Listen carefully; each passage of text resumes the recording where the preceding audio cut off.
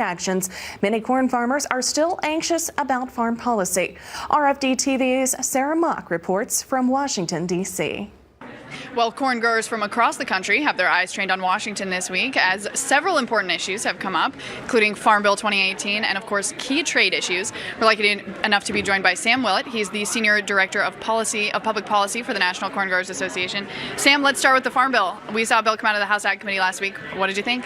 It's a big step forward. We had hoped it could start even earlier.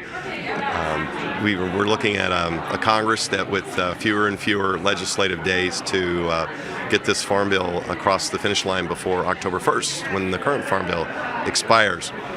Overall, given that there was no additional funding, do you feel like producers came out pretty well in this Farm Bill? It becomes really difficult to find options to increase spending for some of our priorities. And I'm sure that the more we evaluate the bill, we might hear some concerns from our growers, but they also understand this is a bill that has to be written with no additional funding. The House bill has not yet made it to the floor, but we expect to see it there in the next couple weeks.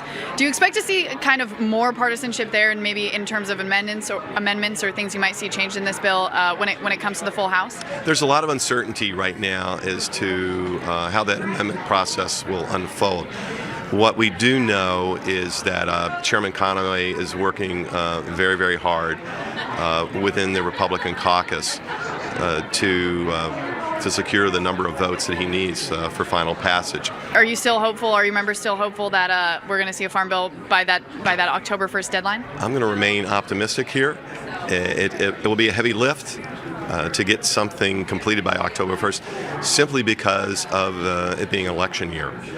What we don't know is what some other major pieces of legislation might come to the House floor or the Senate floor between now and October 1st. Well, a lot for farmers to think about as they move out into the field later probably this week and into this month to plant those corn acres. Again, happy to be joined by Sam Willett. He's the Senior Director of Public Policy at the National Corn Growers Association, joining us here in Washington, where we'll have more updates for you throughout the week.